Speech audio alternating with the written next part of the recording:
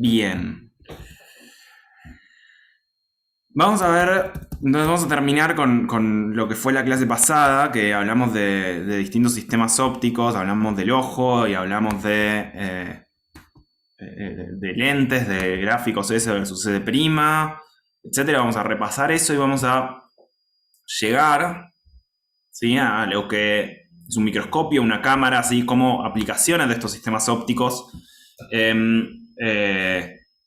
de la vida cotidiana, ¿sí? Para entender un poco cómo se usan estas lentes y qué está pasando, ¿sí? Lo primero que puse es la lupa, que ya la vimos, ya la vieron con luz, pero está bueno, ¿sí? Porque es la lente más básica, de la que más estamos acostumbrados y la que después vamos a usar, ¿sí?, para construir el microscopio. Entonces, lo primero que vamos a hacer es un repaso, les pido que sea rápido, de la lupa, que ya la vieron y quiero que me contesten si genera imágenes virtuales o reales.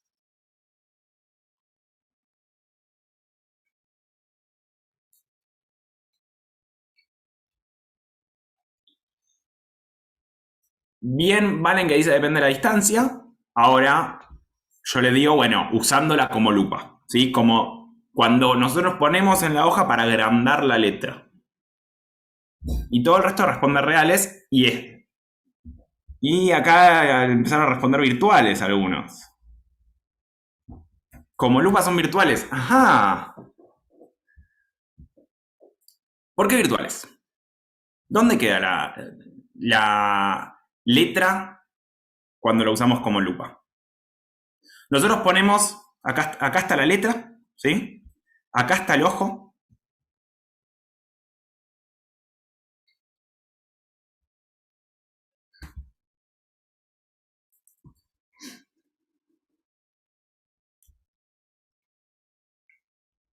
¿Dónde queda la letra? ¿Entre la lupa y el ojo? ¿O entre el ojo y entre la lupa y la letra?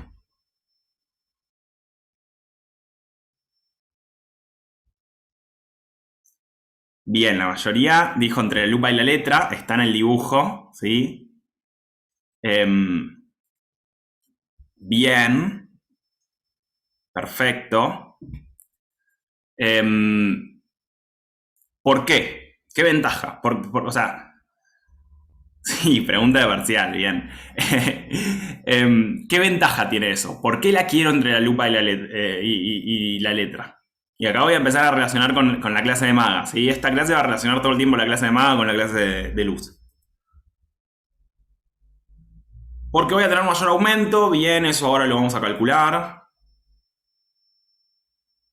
Pero hay otra razón que la dijo Maga en su clase. Bien, Inés, para que sea más cómodo para el ojo. Y esto va a ser fundamental en los sistemas ópticos.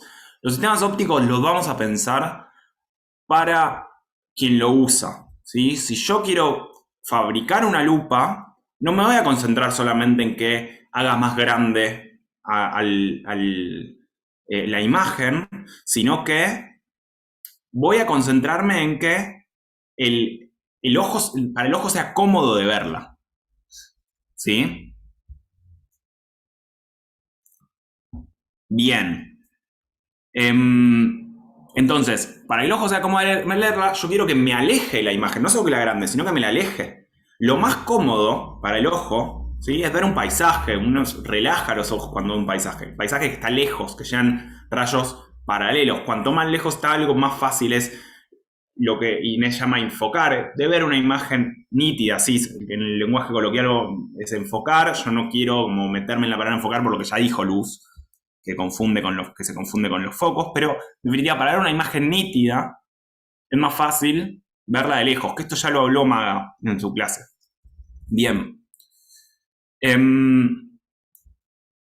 Entonces, cuando acá está el trazado de rayos de la lupa, ¿sí? Tenemos la letra acá, que tenemos el foco acá, ¿sí? Tenemos la letra acá en esta flechita, que es la imagen, el objeto, perdón. Sale el rayo el rayo que pasa por el foco, sale paralelo. El rayo que que llega paralelo, pasa por el foco, por el otro foco, y la imagen se forma acá atrás, aumentada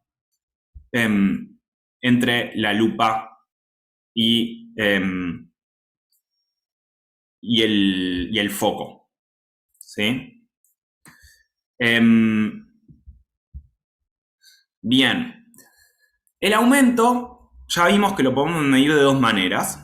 No calculamos el aumento de la lupa, calculamos otros aumentos, pero Maga calculó un aumento angular, que es lo que vamos a usar acá, y Luz, en su clase, también calculó un aumento, pero en cuanto a la altura, ¿sí? Los dos aumentos los vamos a usar ahora, vamos a usar cada uno cuando nos convenga más, ninguno es más válido que otro. En este caso, para la lupa, vamos a usar el aumento angular, ¿sí? Si el ojo ve la imagen, el ojo sin ninguna lente, ve la imagen, lo ve con un ángulo alfa sub e. Le pongo e porque la O la vamos a usar muchísimo y la E es de ojo en inglés, de eye. La O la vamos a usar para objeto. Entonces lo tengo que poner en inglés para distinguirlo. Y por otro lado tenemos el alfa sub i de la imagen, ¿sí? Cómo lo vemos con la lupa en el medio. Entonces la definición angular la vamos a calcular como alfa imagen sobre alfa ojo. Y como estamos en la aproximación paraxial, voy a usar la aproximación de que la tangente de alfa imagen, ¿sí? La tangente de este ángulo va a ser la altura de la imagen sobre la L, que es la distancia que digamos que funciona como base de este triángulo.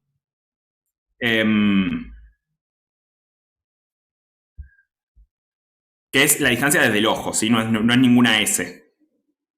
Ahora lo vamos a relacionar con las S en un rato. Y por otro lado, la tangente del alfa ojo, ¿sí? Hacemos con este triangulito. Va a haber muchos triángulos en esta clase, por lo menos en esta parte.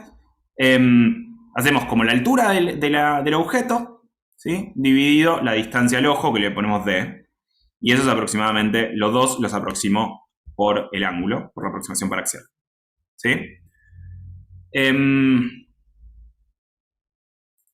Lo que me queda, si lo aplico a esta fórmula, es h imagen, altura de la imagen por la distancia del ojo al objeto, que es D, y altura del objeto por la distancia del ojo a la imagen, que es L.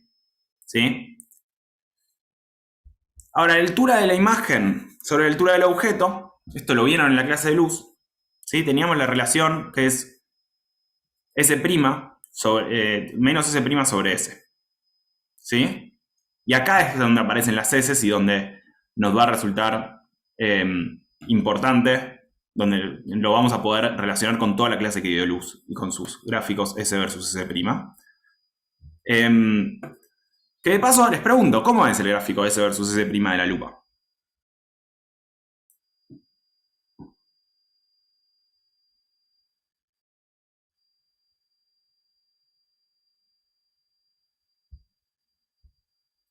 Homográfica, ok.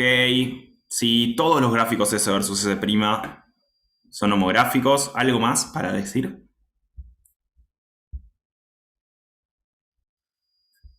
Lo pongo acá el gráfico. Es este.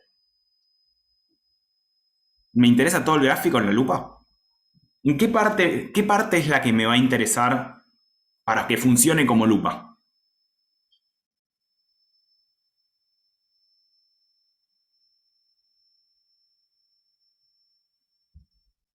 Entre el foco y el cero.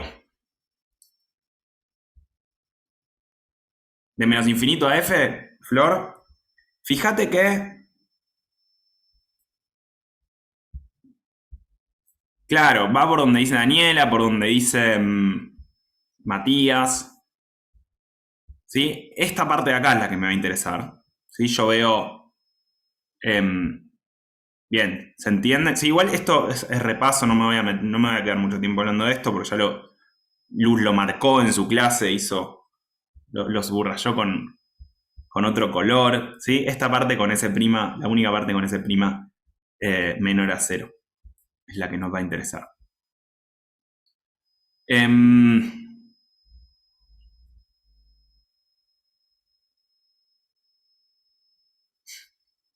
Bien.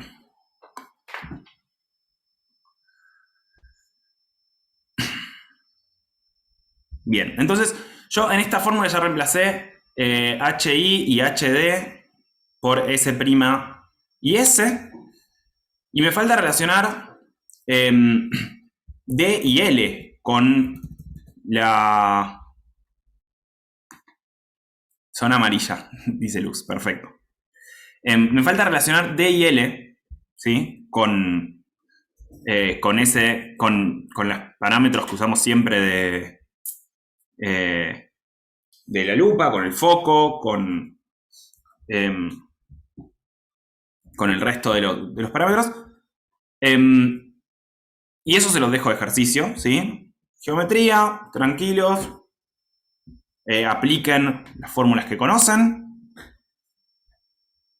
y van a llegar a que D sobre L se relaciona con el foco de esta manera, ¿sí? Entonces, lo que tenemos es que es 1 más 1 sobre el foco por L, que lo mantenemos, menos esta L minúscula, que lo que dije es, bueno, de la distancia de la lupa al ojo. Hagan un par de dibujitos con el gráfico y sale bastante fácil esta formulita.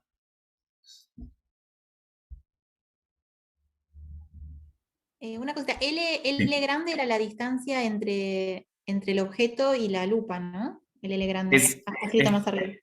¿O qué era? Perdón, me mareé. bien, gracias por la pregunta. Es la distancia del ojo a la Ah, imagen. ok, Y ok, ok, ok. El sí, en la triangulito. base de este... Claro, los triangulitos. Sí, sí. Perdón, no del ojo a la imagen, del foco a la imagen, ¿sí? Porque es la base de este triángulo.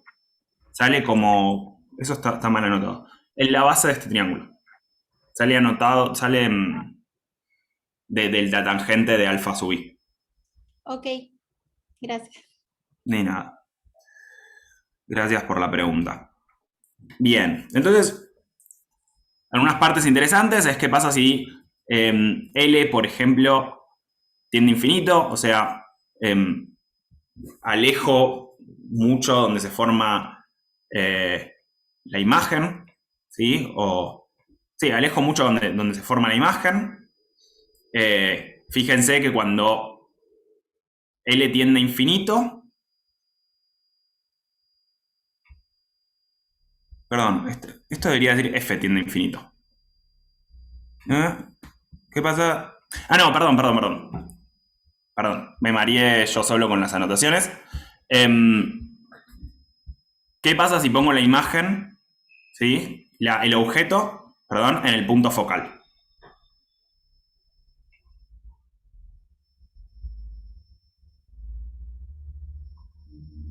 ¿Qué pasa si...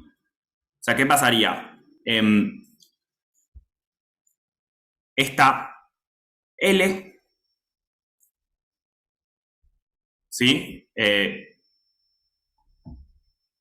O sea, la L mayúscula tendería a infinito, ¿bien? Con esta L en el denominador y esta L de acá, el primer término se me cancela, ¿sí? Y el segundo término me da que eh, la, la amplificación es de D sobre F. Te voy a tener la imagen formada en el infinito, que eso va a ser súper interesante porque de nuevo va a estar lejos, me van a llegar rayos paralelos, va a ser cómodo para el ojo para ver. Y voy a tener una buena amplificación de la lupa. ¿Sí? Esto es lo que nos va a interesar justamente para el microscopio.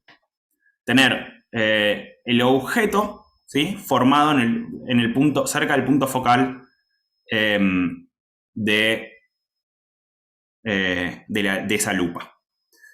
Ahora, ¿cómo puedo usar una lupa para construir un microscopio? ¿Qué se les ocurre?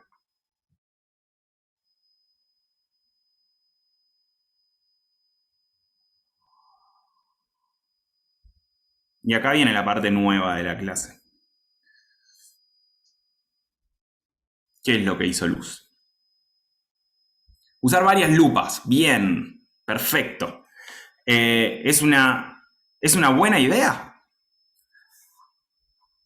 ¿Qué pasa si uso varias lupas? La primera lupa, vamos a usar el trazado de rayos. La primera lupa, tengo el objeto acá, tengo la lupa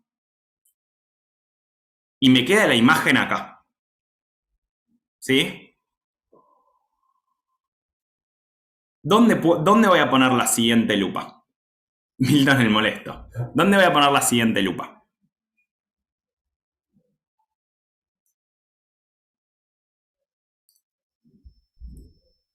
En algún lado por acá, ¿no? Usando esta imagen como un nuevo objeto. ¿Sí? Pero cada vez voy a tener que poner las lupas más lejos del objeto.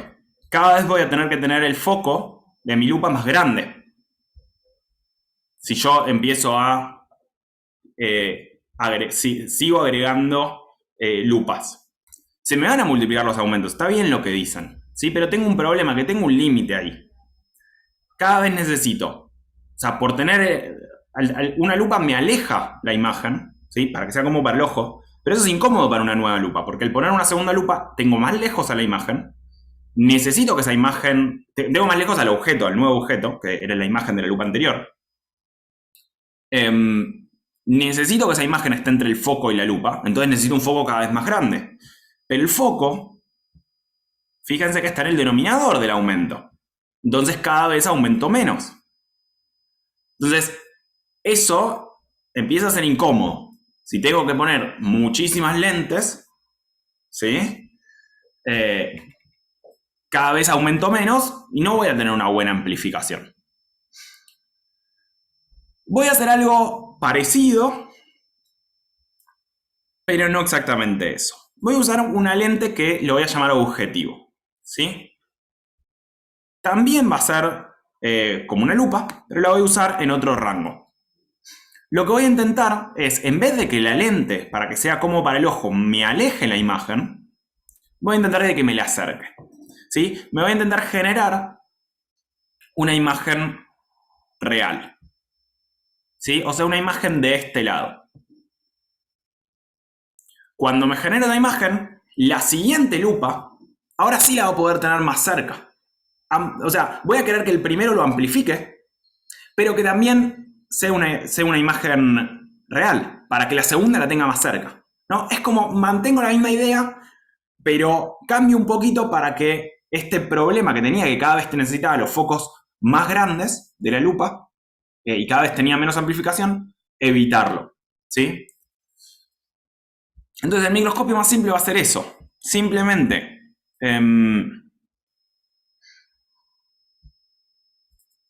voy a tener entonces la primera lente que le voy a llamar objetivo.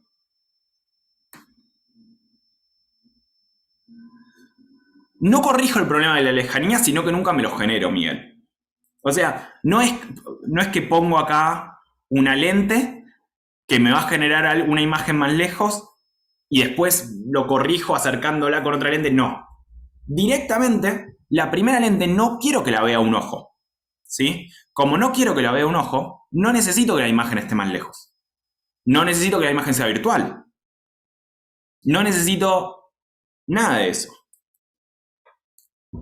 Entonces, lo que voy a querer es que acá, si acá tengo el objeto,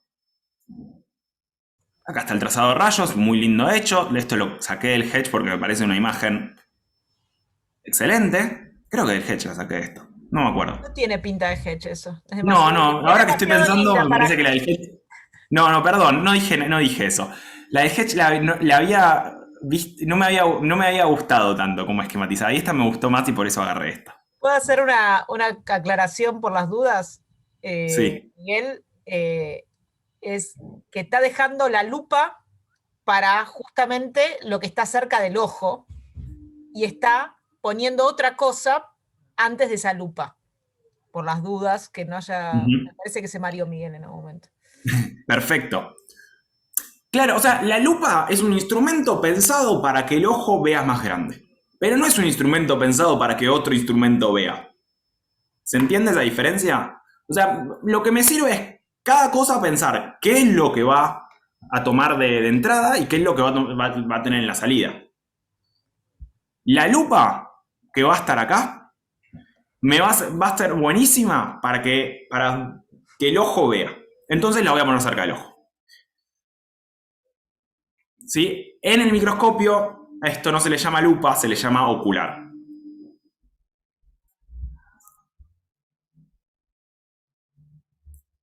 Bien.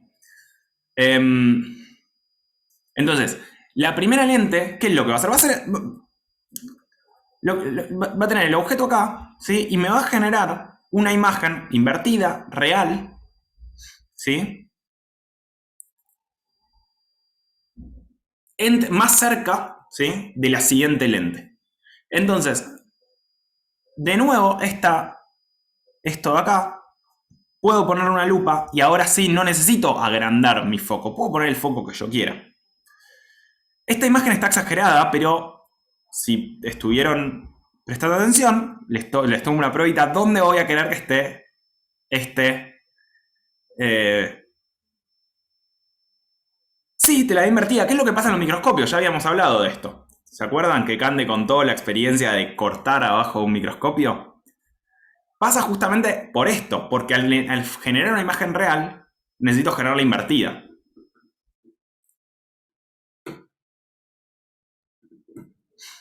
Entonces,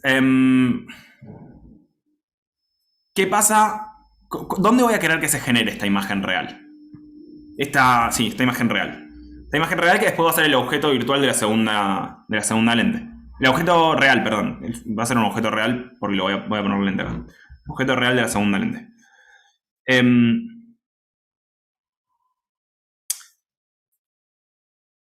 Sí. Vamos a quedarnos con dos lentes. Cada vez que agrego lentes empiezo... estoy agarrando... ¿Podrías? Me parece que no sé si... ¿Qué problema hay con eso? Que dice Matías. No me senté a pensarlo. Después del foco de la lupa, cerca del foco del ocular, bien, me quedo con lo que dijo Inés, cerca del foco del ocular. ¿Sí? Quiero estar en esta aproximación que dice acá, ¿sí? Que la amplificación sea D sobre F, ¿sí? No quiero una distancia cómoda para el ojo. Ojo con eso. Quiero una distancia cómoda para el ojo cuando pienso en la segunda lente, que es la que va a llegar hasta el ojo. No quiero una distancia cómoda para el ojo para la primera lente. Entonces, y eso tiene que ver lo que dice Facundo de una distancia cómoda para el ojo para la segunda lente con esto que está diciendo Inés, que lo quiero cerca del foco del ocular a la imagen. ¿Sí? Entonces, si tengo la imagen del objetivo cerca del foco del ocular, la imagen final, fíjense dónde me va a quedar. Muy lejos del ojo. Van a llegar rayos muy cómodos al ojo para verlos. ¿Sí? Y acá sí es lo que dice Facundo. Después de la lupa, de la segunda lente, ahí sí voy a tener una distancia cómoda. ¿Sí? Entonces, ya pensamos en el gráfico S versus S' de la primera lente, ¿cómo sería el de la segunda? ¿Sería igual?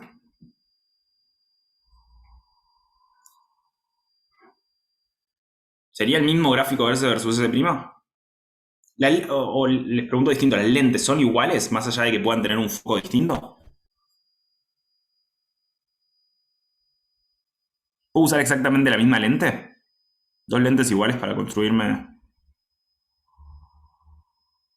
Son lentes convergentes, dice Inés. Sí, puedo usar dos lentes iguales. Lo importante es que lo estoy usando en distintas partes del gráfico, en distintas partes de S versus S'. ¿Sí? Dijimos que la lupa, o el ocular, ahora le vamos a decir, está en esta parte, donde S' es menor a 0. ¿En qué parte voy a estar usando el objetivo, la lente objetivo?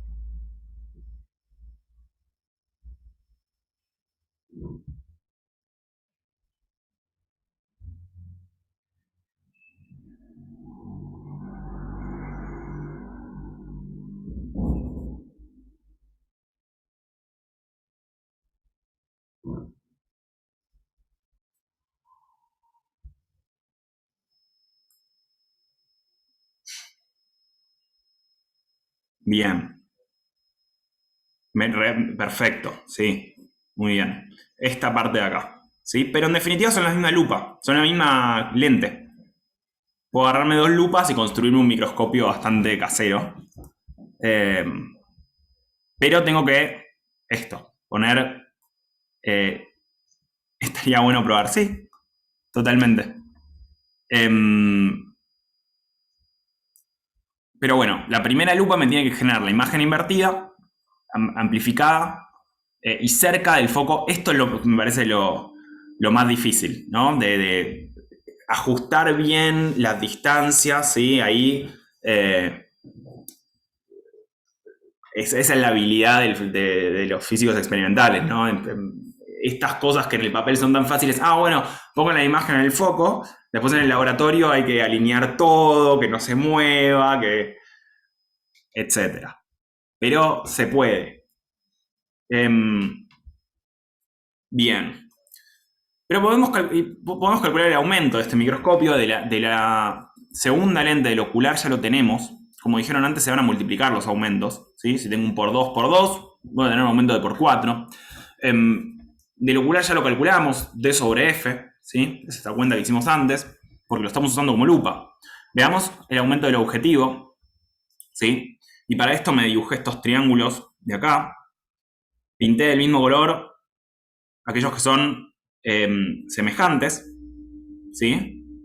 Tenemos estos dos por un lado y estos dos por el otro, ¿sí? Y llamo G a la distancia entre un foco y otro, ¿sí? Y acá puse directamente la imagen de la primera lente sobre el foco de la segunda. Entonces la amplificación total, ¿sí? Vamos a tener esta amplificación de esta lente, va a ser la que ya vieron con luz, ¿sí? Porque lo calculamos como amplificación de alturas, ¿sí? La relación entre las alturas, que ya vieron que es S' sobre S, y multiplicado por la amplificación angular que ya vimos antes, ¿sí? Que teníamos D, que D lo habíamos llamado a la distancia, ¿sí? a la base de este triángulo, sobre F. En este caso, ¿sí? D está acá, es bastante grande. Claro, Matías, muy bien. Sí, esa G es lo que cambia cuando ajustás la ruedita del microscopio, que justamente lo que estás haciendo ahí es buscar que quede nítida la imagen y que ajustar que esta imagen quede sobre este foco, ¿sí?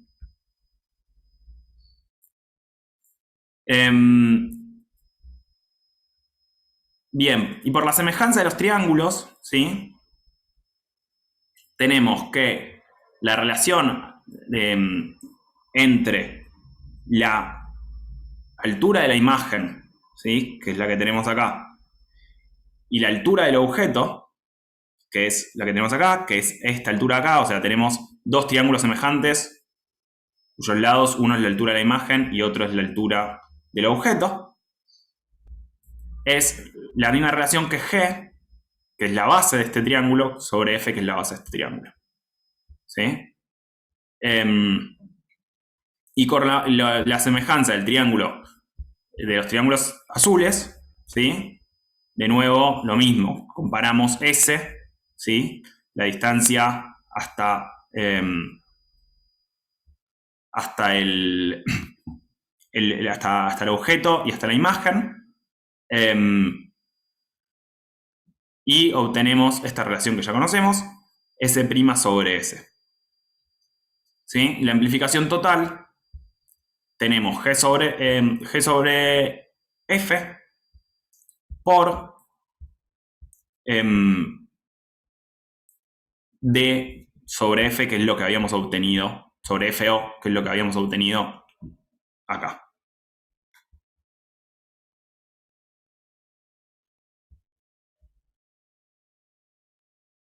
Bien. ¿Queda alguna duda del microscopio? Si no, voy a avanzar con la cámara. Milton, Sí, pues, estamos como cerca de la 1, ya te quería avisar, 1:10. Bien. Creo porque falta Can de que arranque con polarización. bien.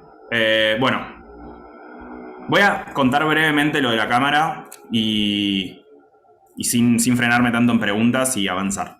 ¿Sí? Después, si hay preguntas en el campus, referencien a la clase. Bien, gracias por avisar, Luz. De nada. Bien.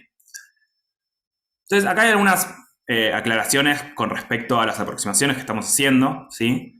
¿Qué pasa cuando tenemos las lentes reales y no lentes ideales como las que estamos trabajando, o lentes en la aproximación paraxial como las que estamos trabajando?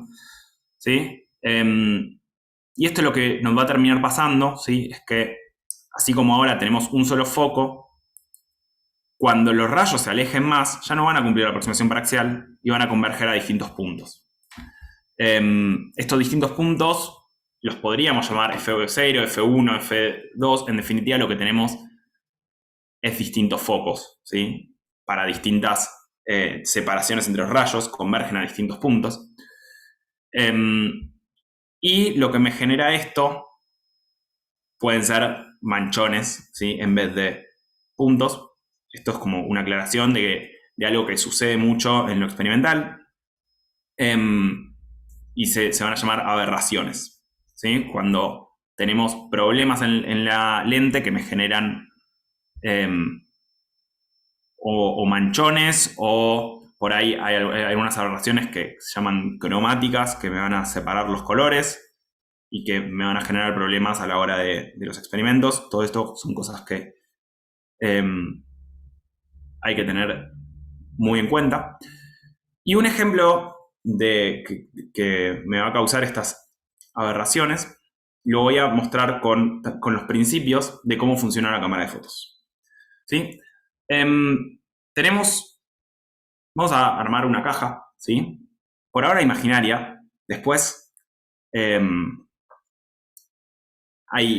lo voy a mostrar hoy. Después por ahí podemos poner en el campus algún videito o algunas imágenes de la cámara oscura. Pero esto es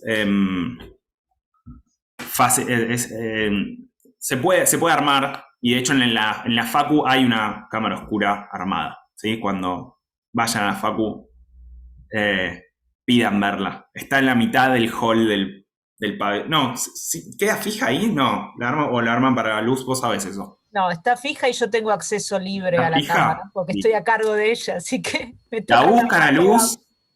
La buscan a Luz, le dicen: Luz, fui alumno tuyo virtual. Luz se va a poner muy contenta que le digan eso. Y le dicen: quiero ver la cámara oscura. Se va a poner más contenta todavía. Y me llaman a mí porque yo también quiero. Bien. Entonces, lo que voy a hacer con esta caja oscura, ¿sí? Le voy a hacer un agujerito y voy a dejar que pase la luz. ¿Qué va a pasar? Si pongo un objeto iluminado acá, esto lo había dejado como para dibujar un poco, pero vamos. Lo puedo hacer con el annotate acá en ¿Querés que te haga en Zoom. ¿Querés que te haga No, creo que está bien. Bueno, ¿qué va a pasar con el rayo que salga de esta punta? Bueno, va a pasar por el agujero y si el agujero es suficientemente chico como para dejar pasar un solo rayo, ¿sí? Me va a llegar hasta acá. Lo mismo, ¿sí? Con la base y lo único cuidado que debería tener, o sea, acá estaría mal dibujado, pero este cruce debería estar en el agujero, ¿no? Pero digamos que si el agujero es suficientemente chico como para dejarme pasar un solo rayo, se me va a generar la misma imagen invertida, ¿sí? En el fondo de esta cámara. Si yo en el fondo de esta cámara le pongo un papel fotográfico o ¿cómo se llama? O un sensor de imágenes o lo que sea, ¿sí? Que me permita ver que quede grabado eso, listo, gané. Hice una cámara de fotos. Del principio de la cámara de fotos. ¿Qué pasa si agrando mucho el agujero? Bueno, y acá voy a empezar a tener problemas con lo que hablé recién con las aberraciones. ¿Por qué? Porque un solo punto, ¿qué le va a pasar? Voy a, de nuevo, hacer el dibujito. El rayo que más arriba va a entrar por acá. ¿Sí? Esto es el rayo más alto que me deja pasar el agujero que hice. Pero también va a pasar todos los rayos que estén en el medio de estos dos. ¿Sí? ¿Qué significa esto? Que antes lo que era un punto va a ser todo un manchón en esta parte del fondo. ¿Sí? Lo que voy a tener que encontrar es un buen equilibrio un buen tamaño para ese agujero. Para que entre la luz, pero que entre tan poquitos rayos que no me generen estas aberraciones. Bien.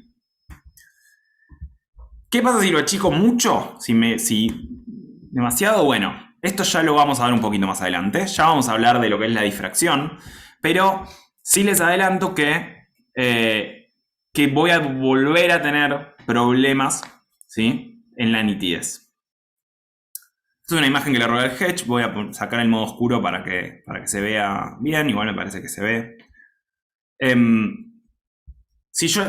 Acá hicieron un experimento poniendo algo que registre la imagen, ¿sí? Como les dije antes, un papel fotográfico o algo por el estilo.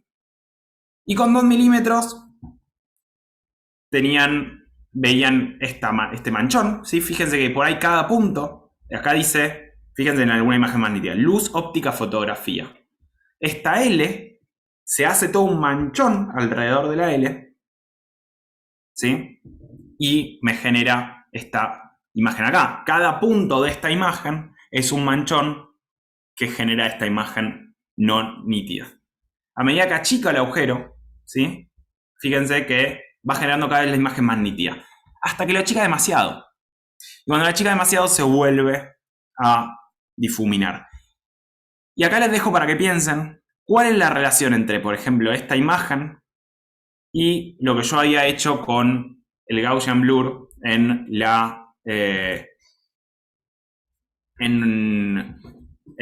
el collab de FFT. ¿Sí? Se lo dejo como pregunta, me gustaría responderlo en clase, pero lo pueden comentar en el campus si se les ocurre alguna relación. Igual va a quedar respondida más adelante.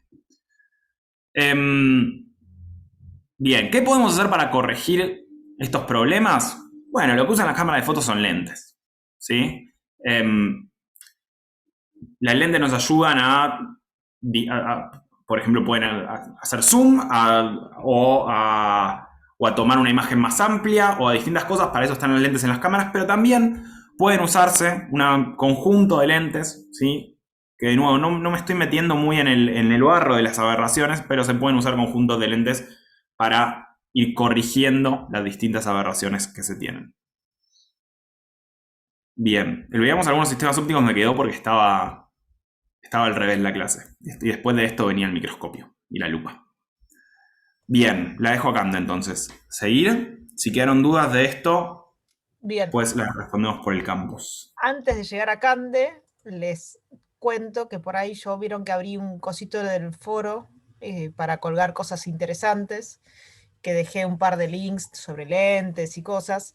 Ahí les voy a dejar fotos de cámaras oscuras, un video de cómo armar tu propia cámara oscura en tu habitación.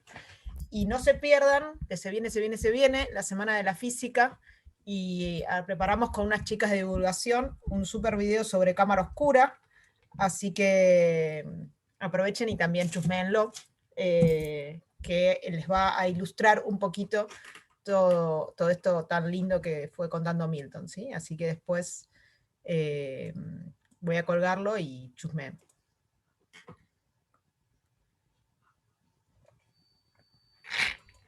Sí, también en la noche de los museos está la cámara oscura. No sé si Sí, este verdad. año sucederá, pero No creo que haya una noche de los museos pública. No. pero bueno, algún día. Bueno, no sé si queda alguna duda más de lo de Milton, si no empezamos.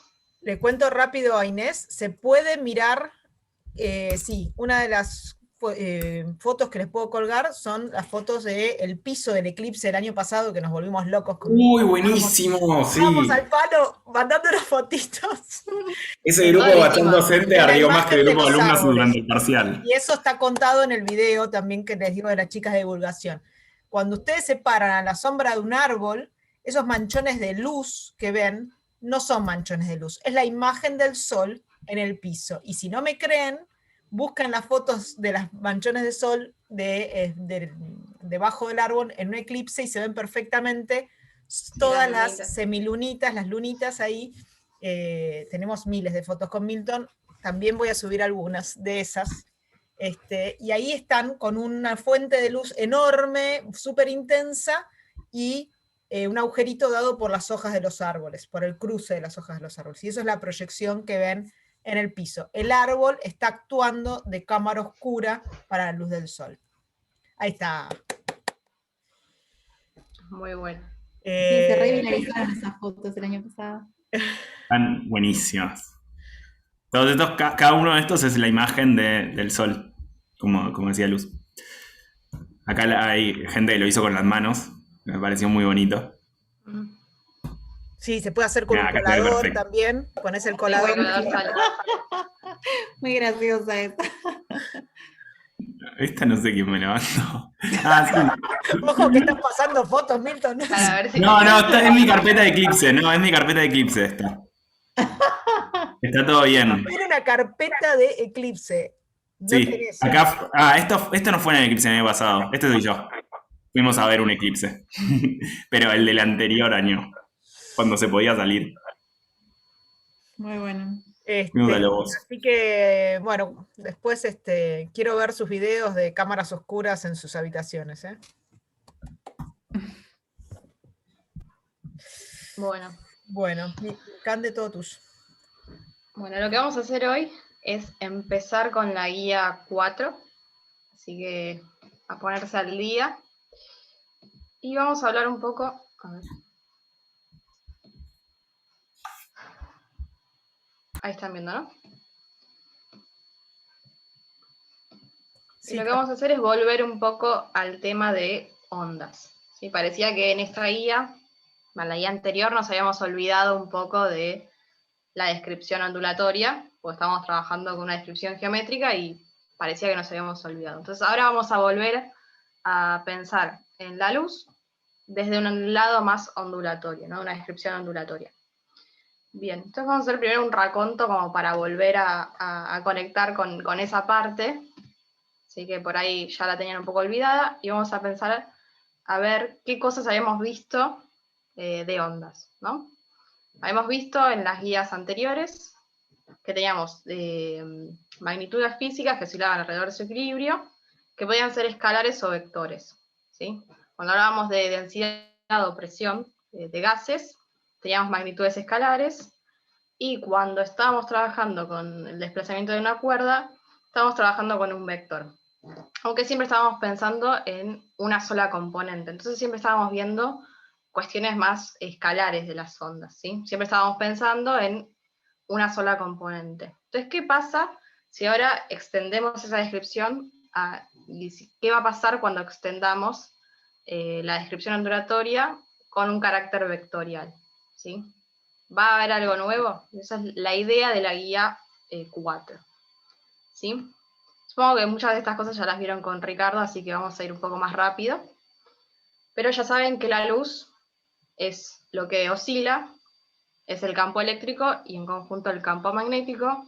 Entiendo que no sabemos todavía a esta altura de la carrera qué es campo eléctrico y campo magnético, así que esperarán a F3 a ver un poco más completo qué es. Pero bueno, tienen más o menos una noción de lo que es, ¿sí? O sea, lo que oscila es el campo eléctrico y el campo magnético.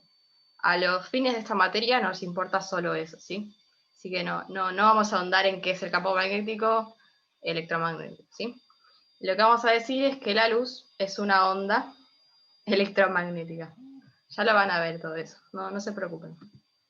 Entonces la pregunta es, ¿esa onda electromagnética que llamamos luz, es una onda vectorial o es una onda escalar? ¿Sí? También supongo que ya lo deben haber visto. Decimos que la luz es una onda transversal.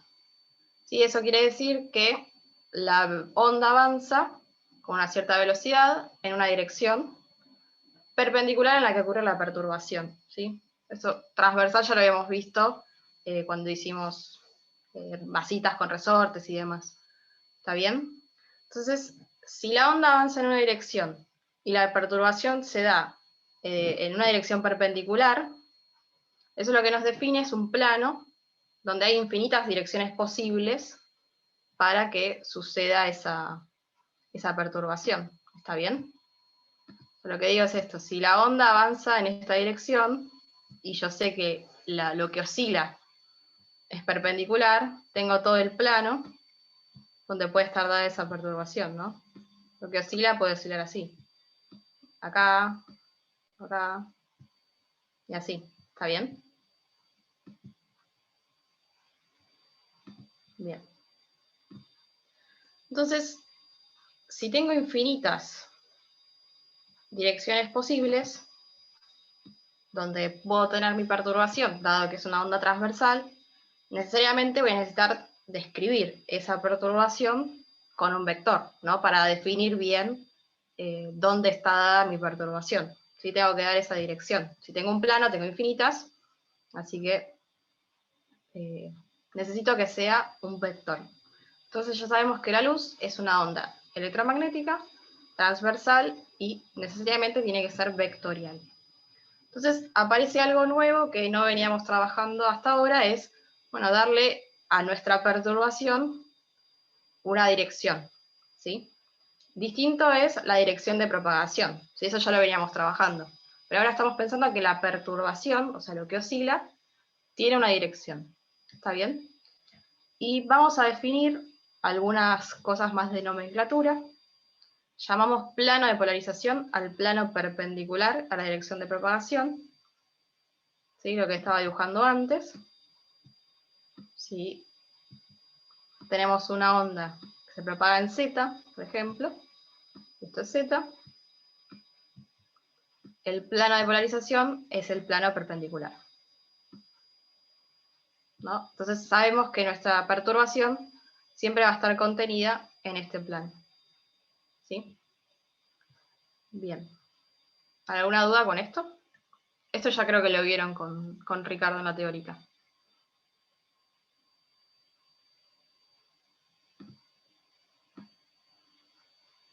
Bien.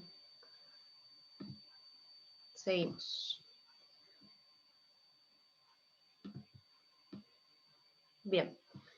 Y decimos que una onda no está polarizada cuando el campo eléctrico o magnético oscila en todas las direcciones que son perpendiculares a esa dirección de propagación.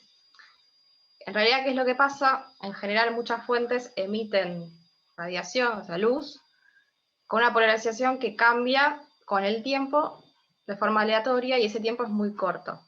Tan corto que no lo podemos resolver ni con nuestros ojos ni con detectores comunes. Entonces, todo el tiempo esa polarización va cambiando. Ese es el caso de la luz natural o la luz que nos ilumina en nuestras casas en general, que no están polarizadas, ¿sí? Entonces, en ese caso decimos que es no polarizada. Cuando no podemos definir una dirección con un tiempo tal que la podamos detectar, ¿sí?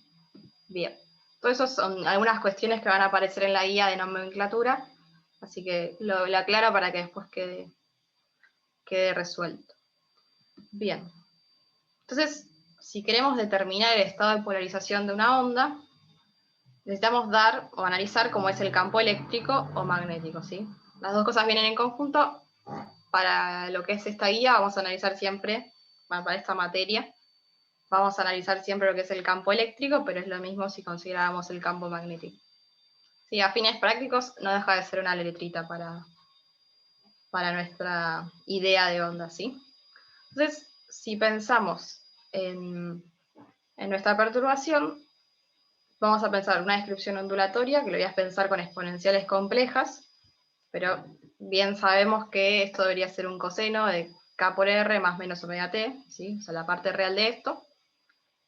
Y lo que aparece como nuevo es que ahora esta amplitud es un vector, ¿sí? Esto es lo que llamamos polarización de la onda. ¿Está bien? Fíjense que escribí esto, que es la parte ondulatoria, y qué tipo de onda es. ¿Necesitas acordar algo de las guías anteriores? Como para ir volviendo a conectar con eso que dejamos un poco olvidado en la guía 3. ¿Qué tipo de onda es? ¿Una onda estacionaria, una onda viajera?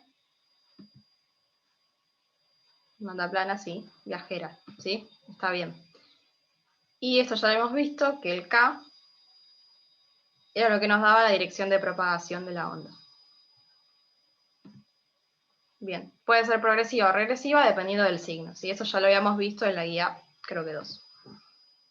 Bien, entonces, ahora vamos a analizar un poco en distintos estados de polarización, que obviamente lo que va a cambiar es cómo está descrito este campo eléctrico. Bien. Entonces, para toda esta guía vamos a suponer que nos estamos propagando en la dirección Z. Entonces, esto se escribe de esta manera. E a la I, KZ más menos omega T. Y esto voy a pasar más o menos rápido porque calculo que ya lo vieron con bastante detalle con Ricardo en la teórica. Los distintos estados de polarización que conocemos son lineal, circular y elíptica. ¿Sí? Esto lo vieron, ¿no?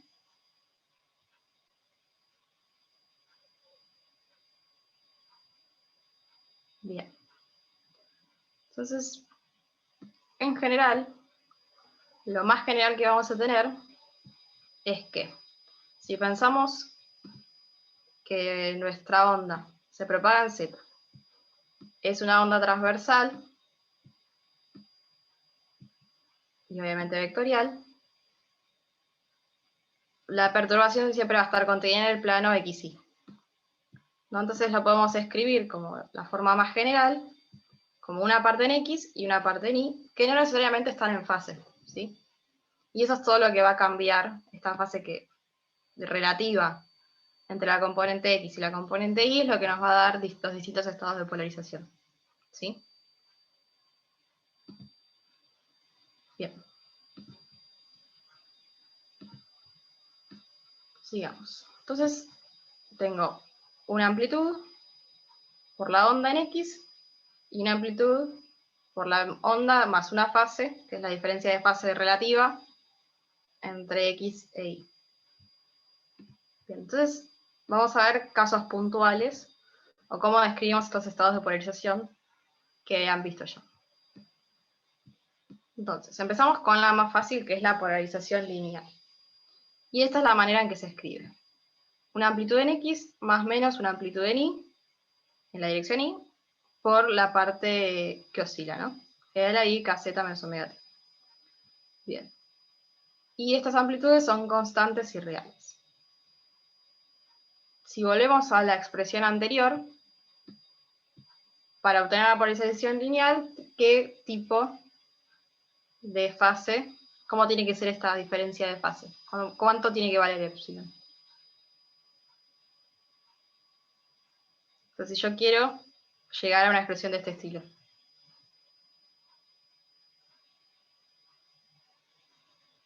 ¿Cuánto tiene que valer epsilon? 0 o múltiplos de pi. ¿Sí? Dependiendo si son pares o impares, me va a aparecer un más o un menos. Bien. Entonces, ¿qué es lo importante de la polarización lineal? Que las dos componentes siempre están en fase, ¿sí? De alguna manera. Y eso lo que me define es que la onda siempre va a oscilar en la misma dirección. ¿Sí? Lo que va a cambiar es la amplitud, porque esta parte, esta exponencial, que si quieren lo pueden pensar como un coseno, a medida que va avanzando, que va cambiando el tiempo, si quieren párense un z fijo, a medida que va cambiando el tiempo, esto es más grande o más chico, ¿no? Entonces lo que va a cambiar es la amplitud de la onda, pero siempre va a estar dada en la misma dirección que viene dada justamente por este vectorcito de acá. ¿No? Esto define la dirección. Si esto es 1 y esto es 0, bueno, va a estar siempre oscilando en la dirección X. Si esto es 1 y esto es 0, siempre está oscilando en Y. Y cualquier otra combinación me va a dar un vector en ese plano. ¿Está bien?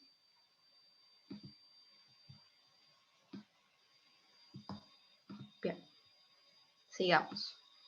Sí, así que fíjense este dibujito, que es lo que teníamos antes, nosotros decimos que es lineal porque este sería el plano de polarización, en este caso está en Y, y si miramos la onda, siempre oscila en esa dirección. Estos dibujitos así con 3 dimensiones siempre son más claros. Se propaga en Z, y la perturbación está en el eje Y, y la amplitud va a ir cambiando según nuestra onda, ¿no? Entonces, acá algunos ejemplos, que son todas polarizaciones lineales, ¿sí? En este caso, siempre el campo eléctrico oscila en la dirección X, acá siempre oscila en la dirección Y, y en este caso, que tengo una combinación de las dos, oscila en alguna dirección intermedia, ¿no? Que si quieren pueden calcular este ángulo con trigonometría. O sea, esta sería la componente de 0x,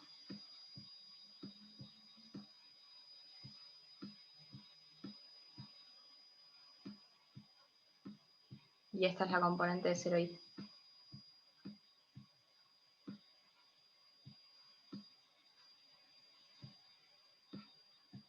¿Está bien?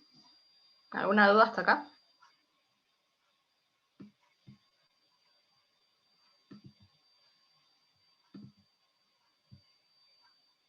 Todo bien. Bien. Entonces lo importante de la polarización lineal es que la dirección en la que oscila el campo está fija. ¿Sí? No depende del tiempo, no cambia con el tiempo. ¿Sí? Puede ser en X, en Y, o en cualquiera de las dos, o una combinación, pero siempre está fija en el tiempo. ¿Sí? Lo importante es que lo puedo escribir como un vector por la perturbación. Bien. Después tenemos la polarización circular. Entonces, lo primero que tenemos que pedir es que las amplitudes, tanto en X y como en Y, sean iguales. ¿Sí? Ahora las voy a llamar una amplitud de, ¿sí? ¿Y qué pasa si elijo la diferencia de fase como menos pi sobre 2 más algún múltiplo de pi, ¿no? O sea, es dar la vuelta completa. Si quieren podemos pensarlo como si eligiese la fase como menos pi sobre 2. ¿Sí? Entonces, si hago esa cuenta, que es esto que está acá abajo, agarro la expresión general. Tomo X y Y iguales y lo llamo E, y a la componente en Y le agrego un desfasaje de menos pi sobre 2. Entonces eso lo puedo sacar de factor común. El factor común lo puedo sacar afuera de la parte oscilatoria, y esto es menos I, ¿no? Porque estoy considerando, ¿por qué son las amplitudes iguales? Porque estoy considerando polarización circular, ¿sí? Estoy viendo ese caso particular. O sea, lo elijo yo así, de esa manera. Entonces, si se fijan, esto es menos I, entonces puedo escribir ahora, sacando factor común la exponencial compleja, como e por x menos y por e en la dirección y. ¿Está bien? Entonces, por ahí pensarlo así no me dice nada. O sea, yo si miro esta expresión, no puedo entender por ahí tan fácil cuál es la diferencia con el caso anterior. ¿Ya? ¿Cómo se comporta esto en el tiempo? Entonces, recordemos un poco que esto, escrito en notación compleja, en el fondo, si yo quiero ver la situación física, tengo que tomar la parte real. Entonces, veamos un poco eso. Tengo esta expresión, que tengo algo complejo en esta parte, y tengo la y, la unidad imaginaria y. Entonces, escribo la exponencial como un coseno más y por el seno, hago la distributiva, y tomando la parte real de eso, me queda esto.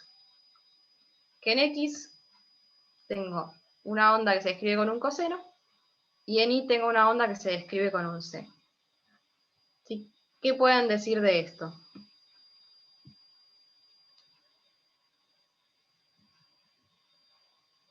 ¿Qué pasa con la componente en x y qué pasa con la componente en y? Están desfasadas. ¿Sí? Hay una diferencia de fase de pi sobre 2, menos pi sobre 2. ¿Está bien? Entonces, esto lo que nos va a decir es que el vector de polarización, o sea, la dirección, la que se escribe el campo eléctrico, va a cambiar con el tiempo. ¿Cómo lo podemos ver? Bueno, nos paramos en un punto, si quieren, en z igual a 0, porque siempre pararse en el 0 es lo más fácil. Y lo que vamos a hacer es ver cómo es ese vector campo eléctrico para distintos tiempos. Y es como sacar fotos. Me paro en un punto y empiezo a sacar fotos de ese vectorcito. Entonces, ¿qué es lo que debería pasar? Digo, bueno, me fijo en un tiempo t0. Si evalúo en t igual a 0 esta expresión, en z igual a 0, me queda e coseno de 0 y e seno de 0. El seno se me anula, entonces me queda que para t igual a 0, z igual a 0, el campo eléctrico está en la dirección x. ¿Sí? Sería esto. ¿Qué pasa cuando veo un tiempo posterior? Esto ya lo hemos hecho, me parece, en algún momento. Miro qué pasa a un tiempo posterior. Yo voy a elegir pi sobre 2 omega. ¿Está bien? Entonces, si evalúo en z igual a 0 y en este tiempo, el coseno se me va a anular y me va a aparecer el seno de menos pi sobre 2, que eso es menos el seno de pi sobre 2, o sea, menos 1. Entonces, a este tiempo posterior, ahora el campo eléctrico va a estar en la dirección menos i. Entonces, si se fijan, a medida que pasa el tiempo, el campo eléctrico pasa de x a menos i. O sea, está girando con este sentido, ¿no? ¿Lo ven? Entonces, ¿qué es lo que pasó? Al agregar un desfasaje de pi sobre 2 entre las dos componentes, de menos pi sobre 2, el campo va a rotar. ¿Y en qué sentido? Bueno, en el sentido horario. ¿Cómo veo el sentido? Bueno, justamente haciendo esto. Evalúan distintos tiempos y veo cómo se fue cambiando la dirección del campo eléctrico. ¿Está bien? Entonces, moraleja, si la diferencia de fase es menos pi sobre 2, o cualquier menos pi sobre 2 más 2 n pi, es decir, dar una vuelta de nuevo, voy a tener una polarización circular, si las amplitudes son iguales, y en sentido horario. ¿Está bien? ¿Alguna duda con esto?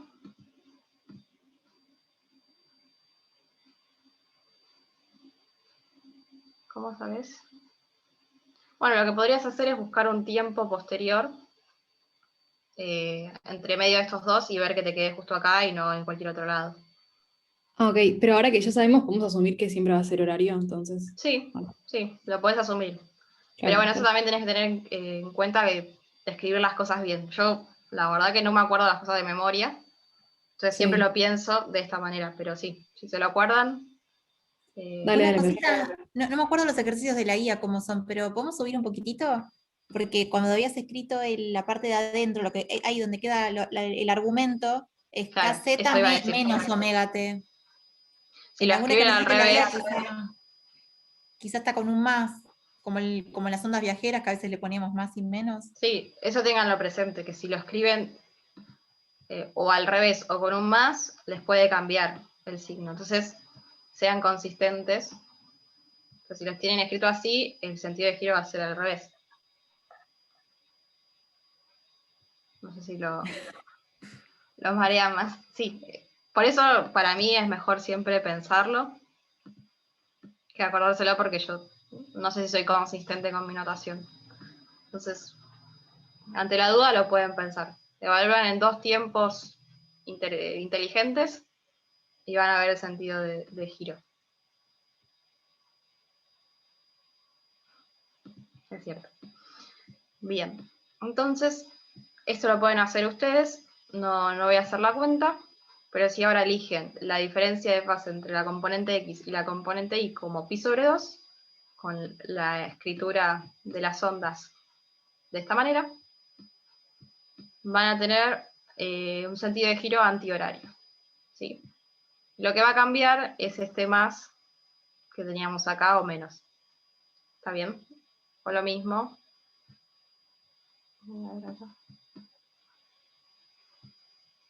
Acá debería ser un menos.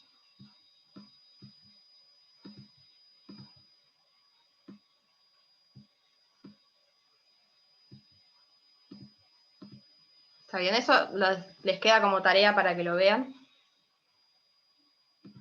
Pero es la misma idea que lo que hicimos antes, eligiendo esta fase.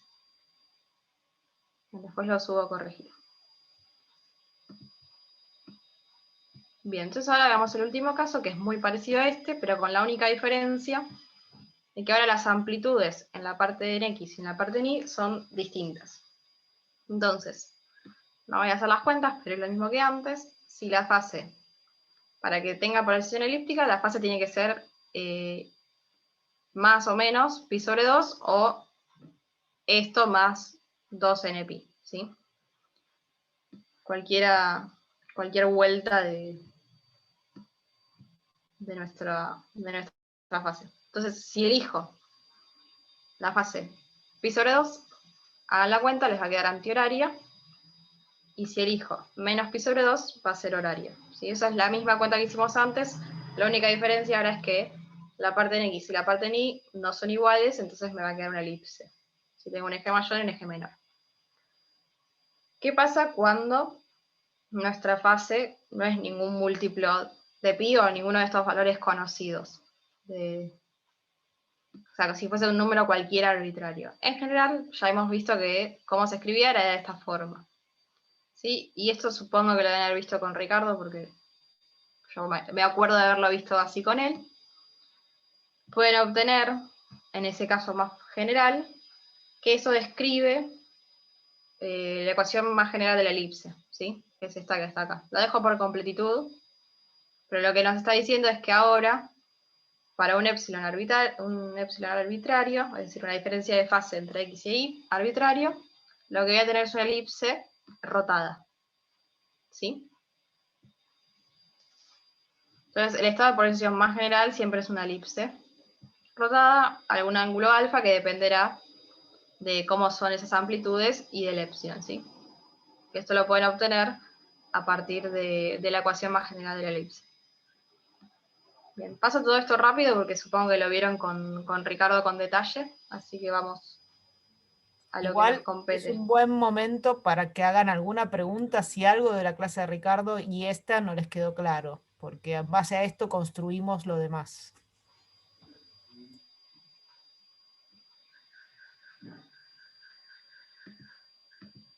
¿Todas?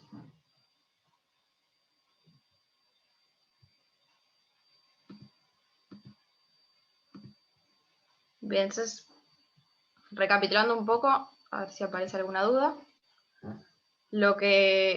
Sí, Ricardo hace esa cuenta con detalle porque yo me acuerdo cuando la cursé con él que lo hacía. Pero lo importante es, ahora estamos pensando que tenemos la luz como una onda electromagnética. Esa onda electromagnética dijimos que era transversal, entonces necesariamente tiene que tener una descripción vectorial. Y ahora al agregar esa descripción vectorial, vamos a tener que tener en cuenta que al escribirlo como un vector, lo vuelvo más arriba, la descripción más general es esta, y dependiendo de cómo estén escritas, o cómo sea la fase relativa entre la componente en X y la componente en Y, vamos a tener distintos tipos de polarización.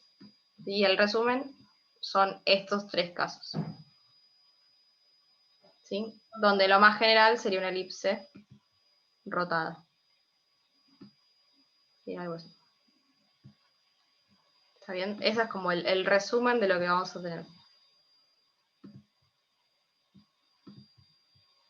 Bien, no sé si hay alguna duda más.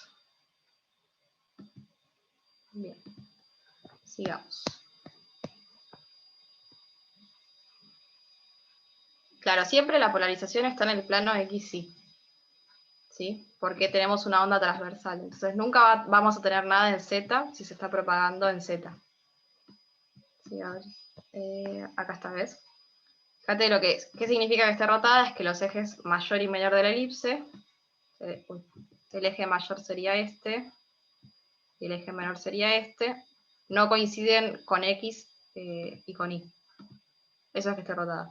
Pero siempre va a estar en el plano de polarización, que es el plano XY, porque es transversal y me estoy propagando, la onda se propaga en Z.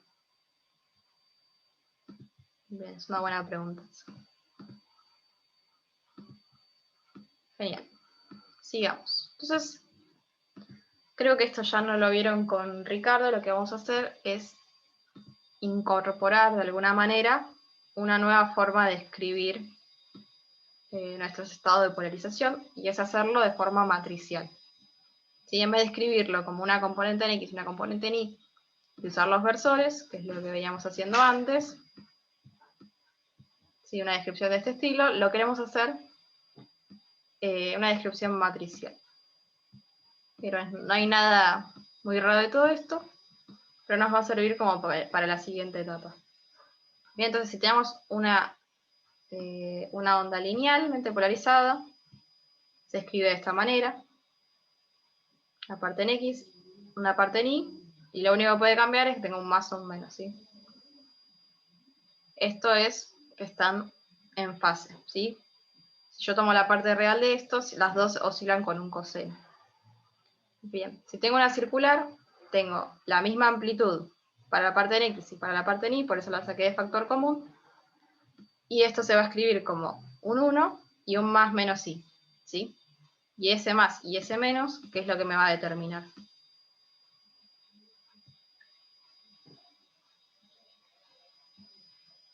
¿Qué es lo que cambia cuando tengo un más o cuando tengo un menos?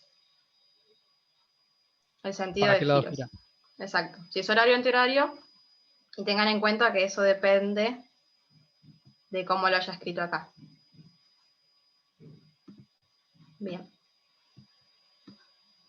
Y por último, si es elíptica, es bastante parecido a lo anterior, pero lo que cambia es que tengo una amplitud distinta en X y una amplitud distinta en Y.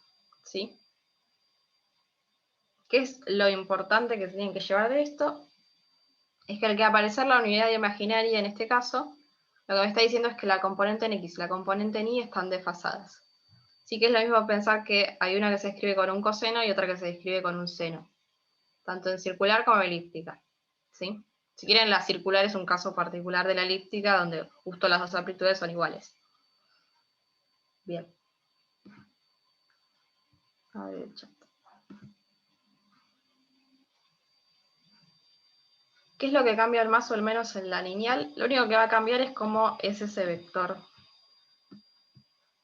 O sea, si vos tenés una componente X y una componente Y, algo así, ese vector va a ser esto, ¿no? O sea, vos sabés que esto estoy pensando en el plano XY. Y si tenés menos Y, o sea, lo único que te va a cambiar es cuál es la dirección, pero siempre va a ser lineal.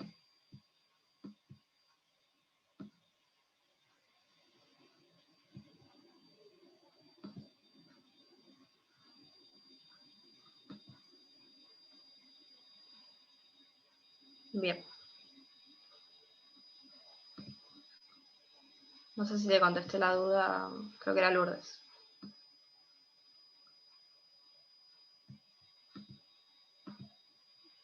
Bien. Entonces, después vamos a definir lo que es la intensidad que nos va a servir para los ejercicios. ¿Qué es lo que detectamos o lo que podemos medir cuando tenemos luz? ¿Sí? Y se calcula de esta manera, es el promedio temporal del campo eléctrico. Y un detalle, todas estas son constantes, esto es el periodo, sí que aparece de nuevo acá, y este asterisco es conjugado, ¿sí? Porque estamos en la notación exponencial compleja, ¿sí? Entonces tengo que conjugar el campo. Y de esta manera puedo obtener lo que es la intensidad, que es un numerito. Sí, que es lo que ven nuestros ojos y que es lo que detectamos con detectores simples. ¿Está bien? Supongo que esta definición la deben haber visto con Ricardo. Entonces, ahora lo que vamos a empezar a ver son distintos dispositivos que de alguna manera permiten modificar cómo es la polarización o el estado de polarización de la luz. ¿Sí? Entonces, supongo que esto lo vieron con Ricardo. Los que conocemos son polarizadores o láminas. ¿Sí? Lo que vamos a ver en esta clase son polarizadores y la clase que viene vamos a ver láminas. Que tenemos láminas de cuarto de onda, láminas de media onda y láminas de onda completa. Calculo que esto les debe sonar de haberlo visto en la teórica. Bien, ¿por qué son importantes estos dispositivos? Primero porque nos permiten modificar la polarización del campo eléctrico, que para algunas aplicaciones pueden servir, y también porque de alguna manera si los combinamos inteligentemente nos permite entender o conocer cuál es el estado de polarización de la onda de una fuente. ¿Sí? Puedo definir si está linealmente polarizada, si está circularmente polarizada, si es elípticamente polarizada o si es luz natural, o sea, luz no polarizada. ¿Sí? Hay varios ejercicios de la guía donde pueden llegar a conclusiones de este estilo. Digo, bueno, a ver, ¿cómo tengo que combinar mis distintos elementos ópticos como para ver cuál es la polarización de la luz incidente? Bien. Entonces, un poco con esa motivación, lo que vamos a ver son filtros polarizadores. ¿Qué es lo que hace un polarizador? Bueno, básicamente lo que hace es, de alguna manera, seleccionar una componente del campo eléctrico que está dada en una dirección particular, que es la que se conoce como el eje de transmisión del polarizador. Entonces, a la salida del polarizador, siempre vamos a tener luz linealmente polarizada. Y va a estar linealmente polarizada ¿en qué dirección? Bueno, en la dirección del eje de transmisión del polarizador. ¿Sí? Bueno, este esquemita es básicamente lo que sucede. Yo tengo una luz incidente que puede tener todas estas polarizaciones, no importa lo que sea, o una combinación de fuentes que están linealmente polarizadas en distintas direcciones. Si yo paso por un polarizador que tiene un eje de transmisión en esta dirección, a la salida siempre voy a ver luz linealmente polarizada en esa dirección. ¿Sí? Bien, sigamos. Entonces, muy lindo todo.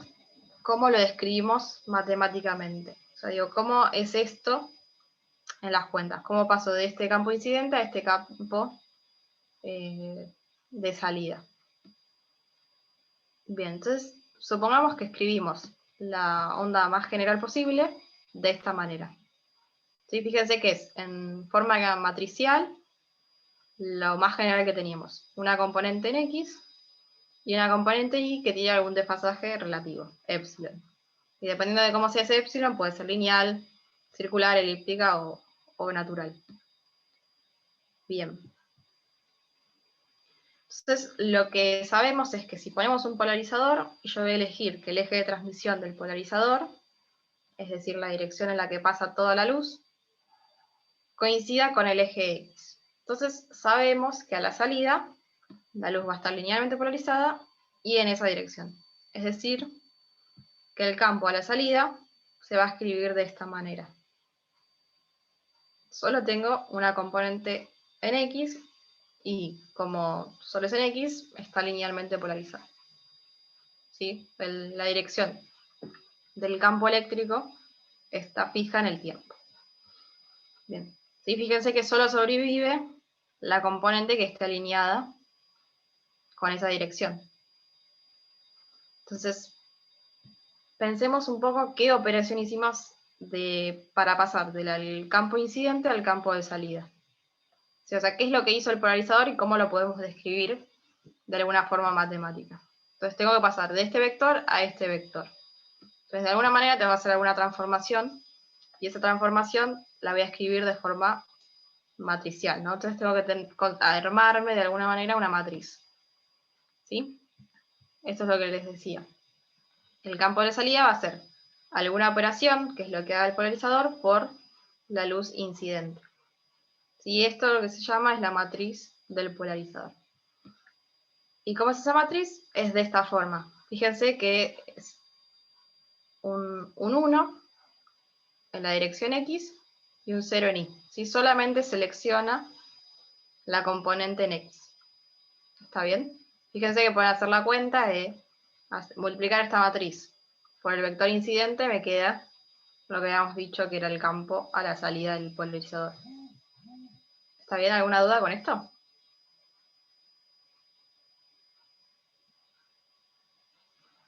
Yo lo que estoy haciendo es con esta matriz describir qué es lo que hace un polarizador que tiene su eje de transmisión en la dirección X. ¿Sí? Si quieren pueden pensar que el polarizador es algo así y tiene el eje de transmisión en X.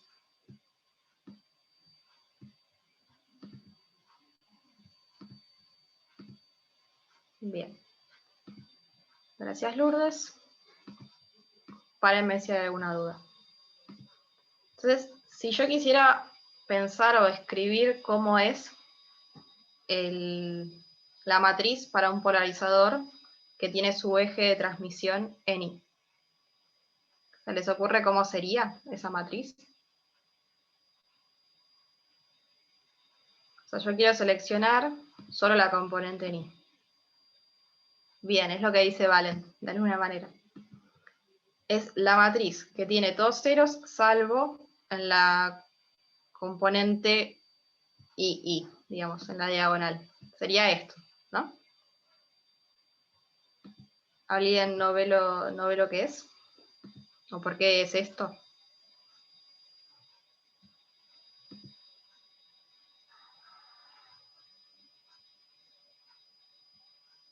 ¿Y con el epsilon qué onda? Ok, bien. Sería la misma idea, ¿no?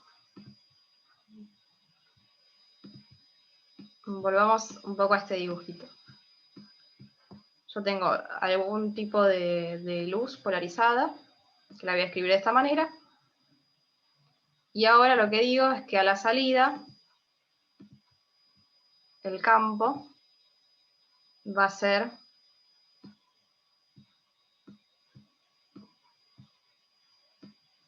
algo de este estilo, ¿no? Yo sé que solo, como el eje del polarizador está en Y, sería algo así.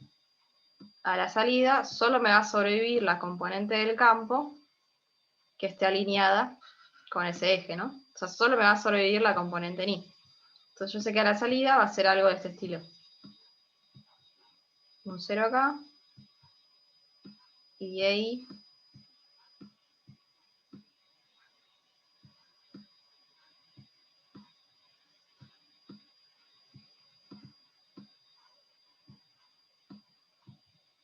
Bueno, y la parte de la exponencial.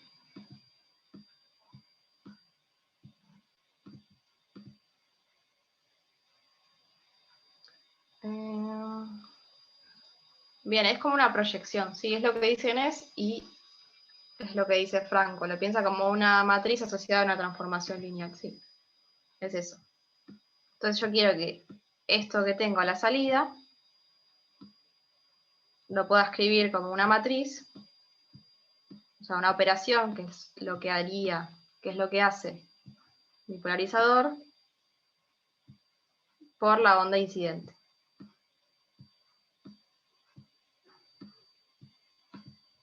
¿Sí? Que es esto que está acá. Entonces, si yo elijo la matriz 0, 0, 1,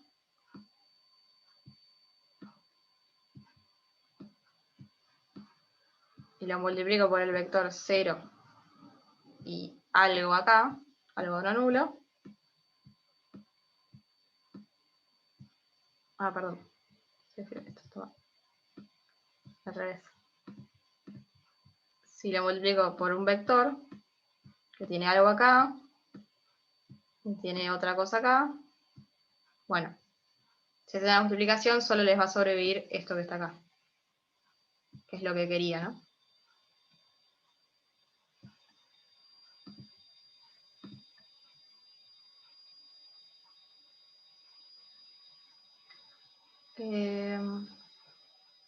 No entiendo por qué es de 2 por 2. Pareciera que se respondió a sí mismo, Patricia, ¿no? Sí, me O parece que sí. algo Me parece así. O sea, Estaba vos en el pensando, fondo querés que te quede un vector de 2 filas y una columna, y de salida tenés lo mismo, entonces tienes que tener una matriz que sea de 2 por 2, ¿sí? Por multiplicación de cosas, digamos, de matrices, para obtener algo de la misma dimensión. Bien, y después hay otra pregunta que ya no me acuerdo quién la había hecho, es ¿qué pasa en ese caso con la fase que tenía acá? Digo, si yo tengo un polarizador que tiene su eje de transmisión en I, ¿cómo es el estado de polarización a la salida si incido con esto? Con esta onda ahí en general.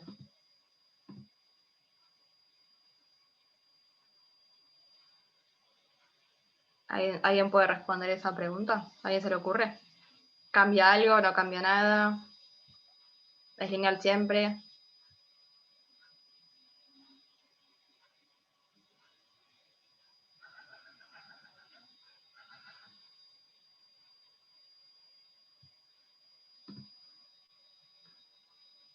Bien, ¿cuál es la pregunta? Alguien preguntaba qué pasa con esta fase, epsilon, a la salida, ¿no? Si yo sé que a la salida solo me selecciona la componente ni. Perfecto, es exactamente lo que responde Matías. Si no hay otra componente para comparar, la fase no te hace nada. ¿Sí? No importa si esto es 0, pi sobre 2 o lo que sea. O sea, no está desfasado con nada porque está siempre en una sola dirección. Eso es importante. Entonces nos queda siempre a la salida de un polarizador, luz linealmente polarizada. ¿Sí? Lo que nos importa esta fase es cuando tengo algo con que comparar, si una fase relativa. Si lo otro es 0, no pasa nada. ¿Sí? Es lo mismo que decir, bueno, no importa si lo escribo como un coseno o un seno, si sé que siempre está en la misma dirección. Eso es lo único que te va a cambiar.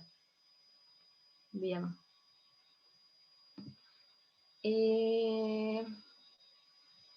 Después la otra pregunta. Alguien había dicho otra forma de escribir esa matriz, Alejandro, y si haces eso no te va a quedar bien. O sea, te va a mezclar las componentes. Así que probalo y vas a ver que no obtenés lo que deberías tener. ¿Qué es lo que dio con la fase? Supongamos que incidimos con esa onda, ¿no? Con este de acá. Y tengo un polarizador que está lineal, que tiene su eje de transmisión en el eje Y. Entonces a la salida, aplicando la matriz que dijimos, o de pensarlo, qué es lo que hace un polarizador, la onda de la salida nos va a quedar algo así. 0 y esta componente I.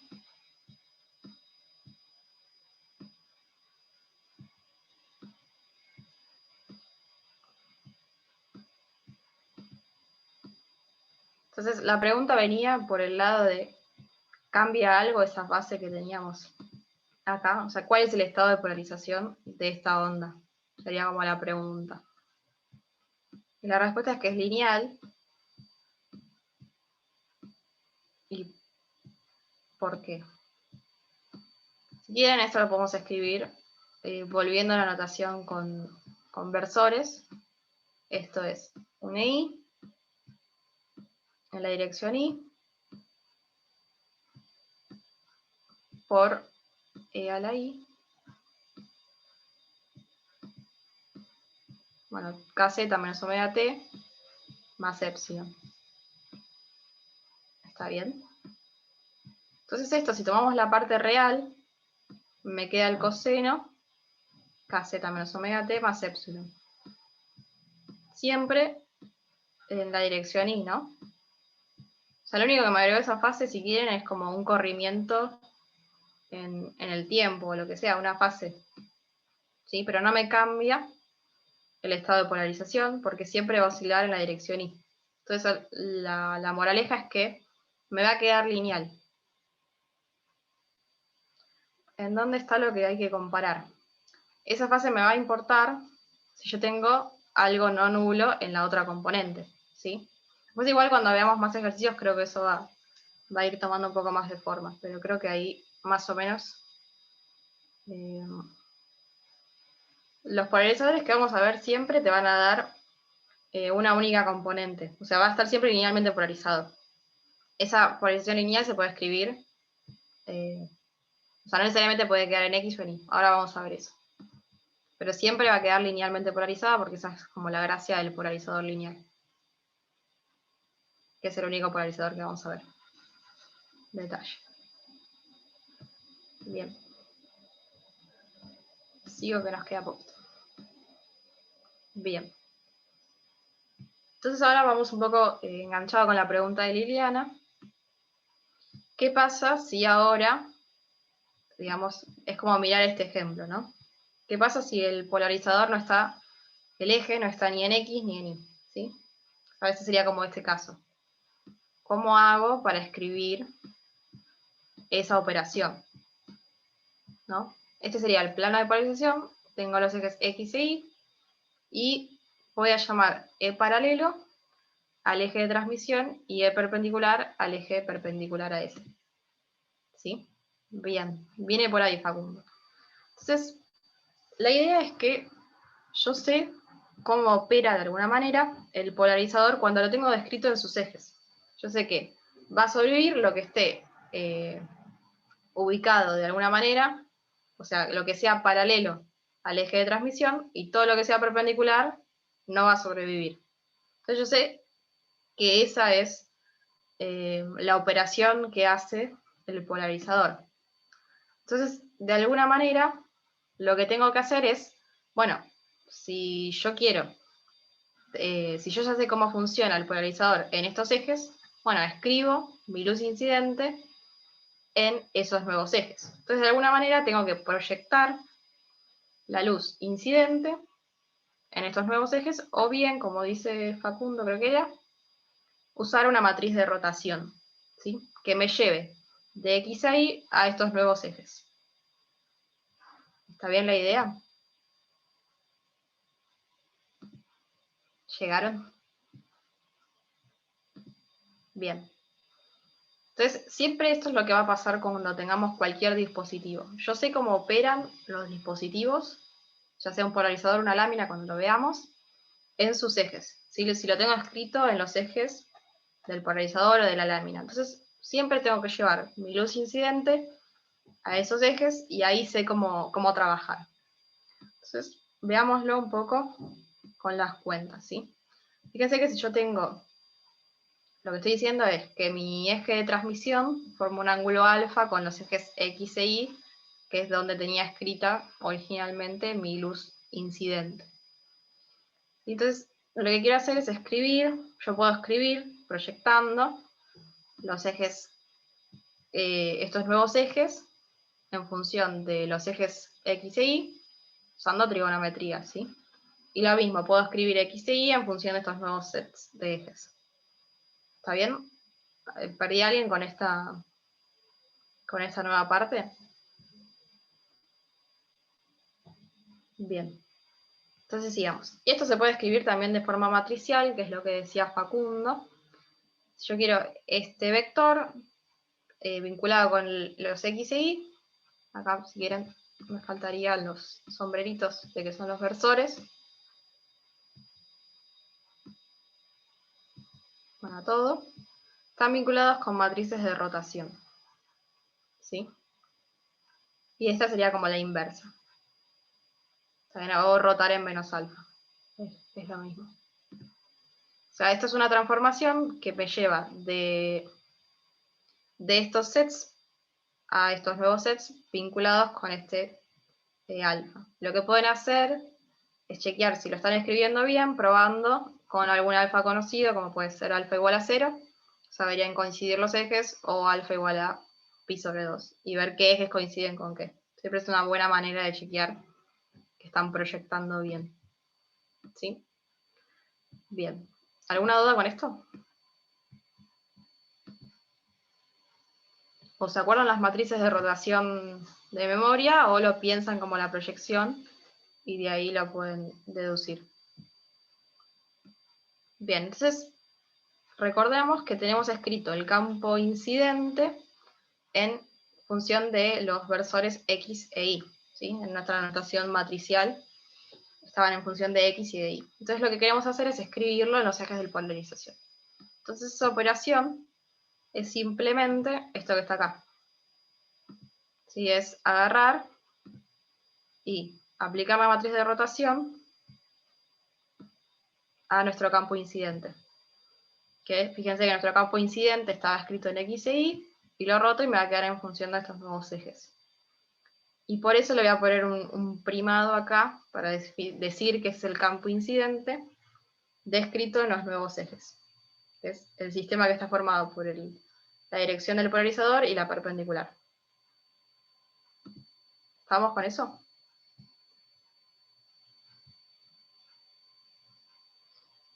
Bien, entonces, haciendo esta cuenta, tengo escrita, si hagan esta multiplicación de matrices, tengo escrito la luz incidente en estos nuevos ejes. Pregunta, ¿sí? Si quieren lo podemos escribir, acá lo escribo en términos de los versores. Tengo esta primera parte, está en la dirección del eje de transmisión, y esta segunda parte está en el eje perpendicular. ¿Sí? Entonces, pregunto, ¿qué estado de polarización tiene esto que escribamos acá? ¿Hice algo acá? Es el mismo, ¿no? Eso es importante. Lo que estoy haciendo acá es una rotación, o si quieren un cambio, en el sistema de referencia. Entonces, debería ser la misma polarización que antes. Si era lineal, va a seguir siendo lineal, pero rotada, ¿sí? O sea, rotada significa la estoy escribiendo con otro set de ejes, pero es la misma polarización incidente, solo que descrita con otros ejes. Si estoy cambiando mi sistema de referencia. No sé si se entiende. Hiciste lo mismo a los dos componentes, claro, es eso. Está rotada la descripción, pero la onda es la misma. Si estaba linealmente polarizada, lo que quiero decir es esto. Supónganse que inicialmente tengo luz linealmente polarizada, y mi luz linealmente polarizada estaba dada en esta dirección. ¿Sí? O sea, estoy eligiendo epsilon de forma tal que tengo este campo incidente. ¿Sí? Lo que estoy haciendo ahora, y esto se describe de alguna manera, tiene una parte en X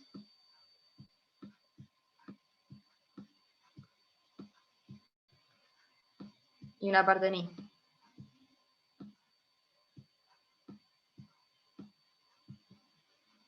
Lo que estoy haciendo ahora es escribir este mismo vector, pero ahora en otro set de ejes, en estos. Entonces, esta flecha roja tiene una cierta proyección en esta dirección, y tiene una cierta proyección que va a ser distinta en esta, ¿sí? ¿Se entiende la idea? O sea, es el mismo vector, siempre estoy escribiendo el vector rojo, solo que en vez de usar el set de versores negros, estoy usando el azul. Entonces es importante que en este paso no estoy haciendo nada, no estoy cambiando el estado de polarización. ¿Sí? Bien. Sigamos.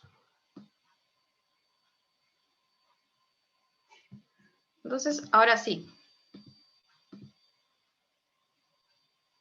¿Para qué lo roté?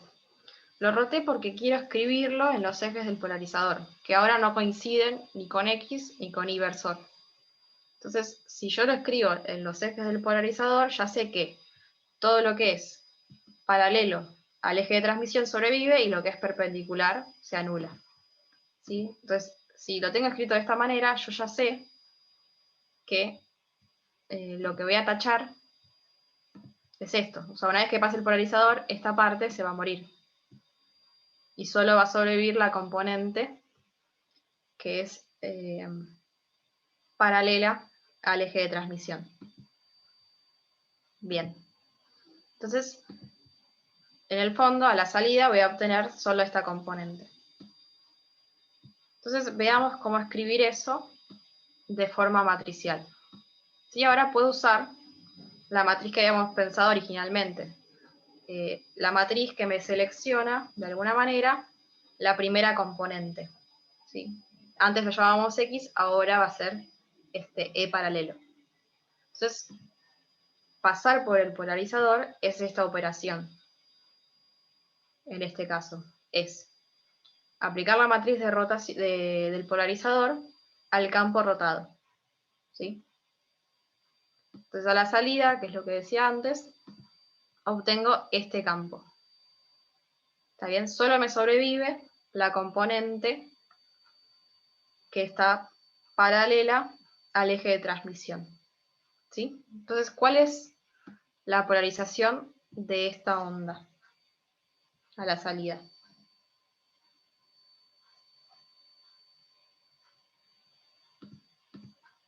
Lineal. ¿Sí? Fíjense, por ahí es un poco más confuso de ver, porque tengo un epsilon acá, o tengo una suma o cosas, pero siempre está descrito por un único versor. Y justo va a quedar linealmente polarizada en la dirección del eje de transmisión del polarizador. ¿Sí? Tenemos una sola componente. Y por ahí esto es lo más confuso de la parte de polarizadores, pero siempre va a ser lineal, y siempre va a ser lineal en la dirección del eje de transmisión del polarizador. ¿Sí? Un detalle, acá lo tenemos escrito en nuestro nuevo set de ejes, ¿sí? ¿Cómo puedo hacer para volver a los ejes originales? O sea, si me preguntan cuál es el estado de polarización a la salida, ya con esto lo puedo responder, ¿no? Porque ya sé que es lineal y sé cuál es la dirección. Pero pues, si por algún motivo quisiera volver a los ejes originales, ¿cómo podría ser? Exacto, tengo que usar la transformación que habíamos mencionado antes, pero la inversa, la que nos vincula de alguna manera es esta, ¿no? O sea, si yo tengo la luz escrita en términos de el E paralelo y el perpendicular, quiero volver a los X e Y, bueno, voy a usar la matriz de rotación inversa. Así que es rotar en menos alfa. Entonces, si hacen eso, pueden volver a escribir la onda en los ejes originales. Bien. Sí, si quieren lo pueden hacer y van a llegar a esto.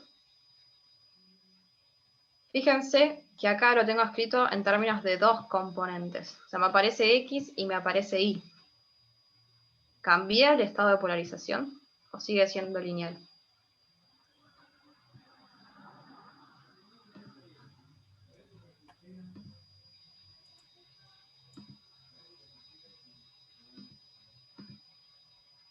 No debería cambiar porque es una rotación, sigue siendo lineal. ¿Cómo lo puedo ver de acá? Fíjense que no tengo un desfasaje relativo entre ambas. ¿Sí? Si quieren pueden volver a escribirlo como la parte real y van a ver que esto es así. Pero es importante notar que cuando hago una rotación no estoy cambiando el estado de polarización. Lo que estoy cambiando es la descripción. Sí cambio el estado de polarización cuando aplico la matriz del polarizador.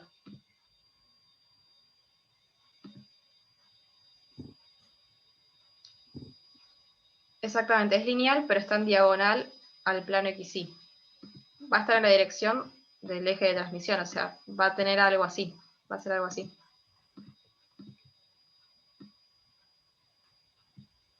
Y esto es alfa, que es cuánto estaba rotado el eje de transmisión de los ejes originales.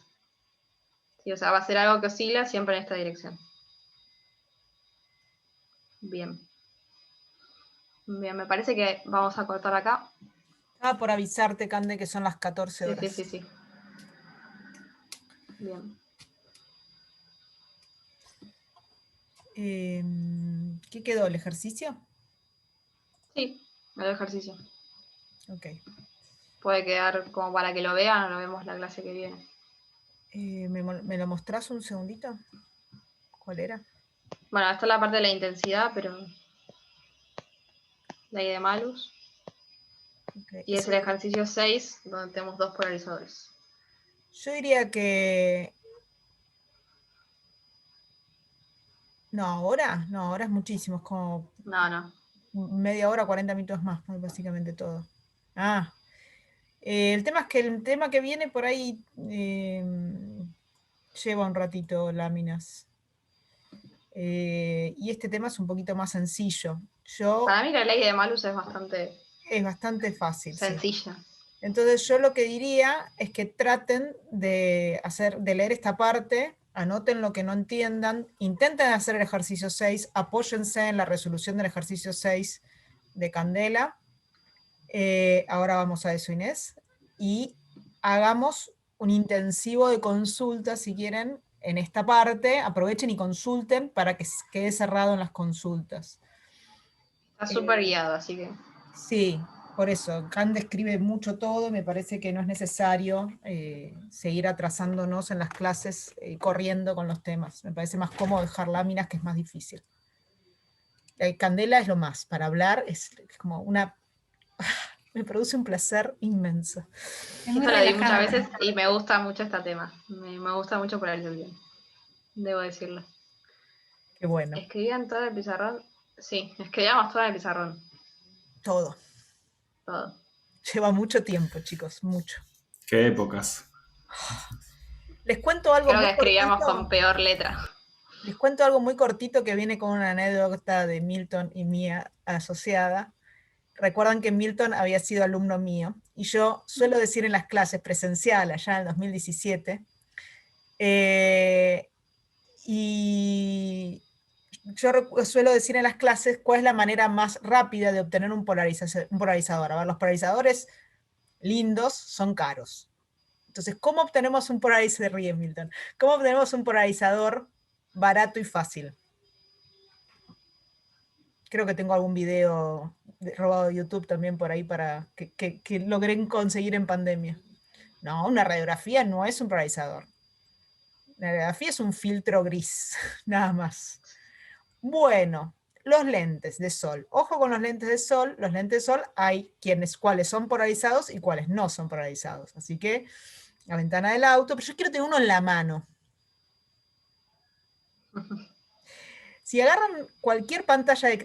Milton se fue a buscar algo. Si agarran cualquier pantalla de cristal líquido, lo que van a tener es que en una pantalla de cristal líquido de las calculadoras, de, no sé, algún monitor roto, lo desarman, ¿sí? Y adentro hay mínimo 1 o 2 polarizadores, como los que tengo en la mano.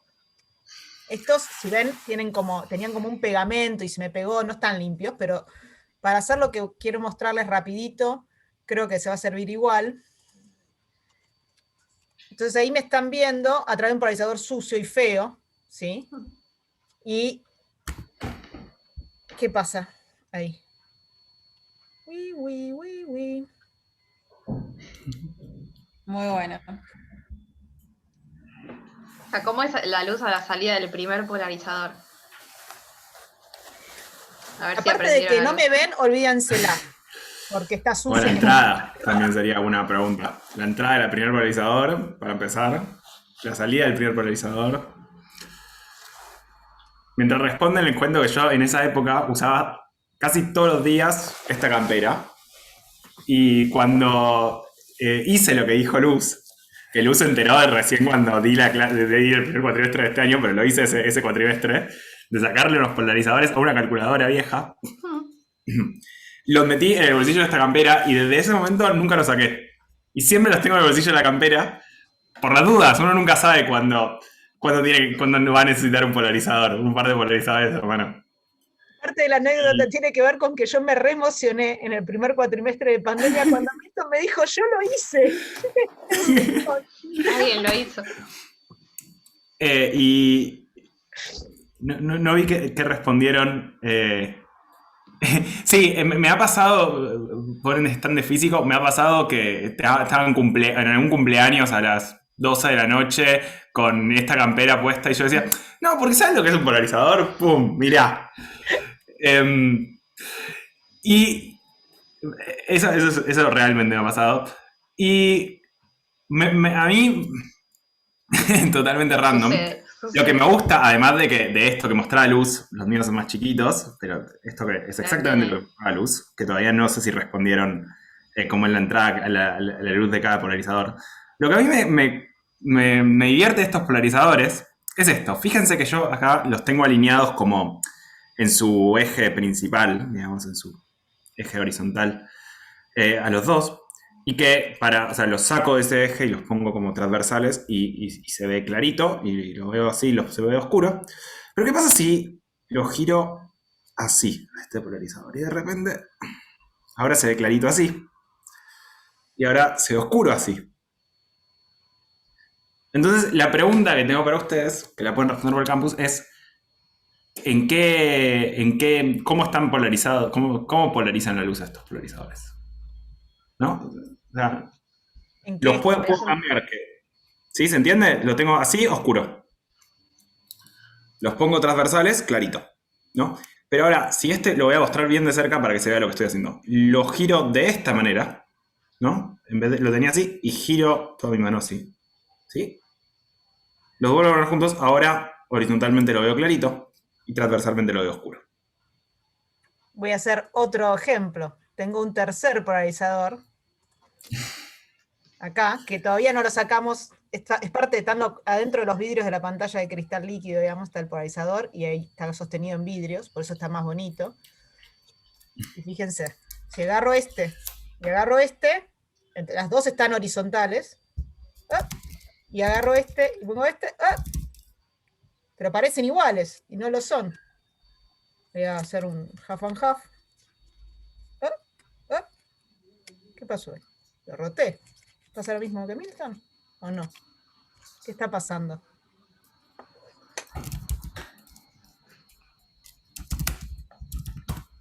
No rompan calculadora. No, yo tenía una muy vieja, por eso lo hice una calculadora. Usen cosas que sean viejas. Así. Claro. Demasiado tarde, dice Teo. Así que, bueno, manera fácil y rápida de conseguir polarizadores. No son los grandotes que llevamos al aula. En el aula llevamos unos que hay en la O2 que deben medir unos 15 centímetros por 15 centímetros, casi, más o menos. Bueno, por ahí va, Facu. No son ni horizontales ni verticales, dice Facu. Muy bien. Ok. Piénsenlo. Bueno. No. Los polarizadores son lineales. No hay polarizadores circulares. Igual, también piénsenlo si los hubiera. No pasaría esto.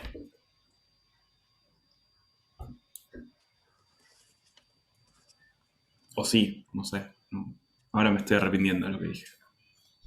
No sé, creo que no. Ahora que hay que pensar. Tarea para todos. Sí. Bueno. Siendo las 14:10, creo que han tenido suficiente en el día de hoy entre la interferencia de Ricardo, la polarización de Candela.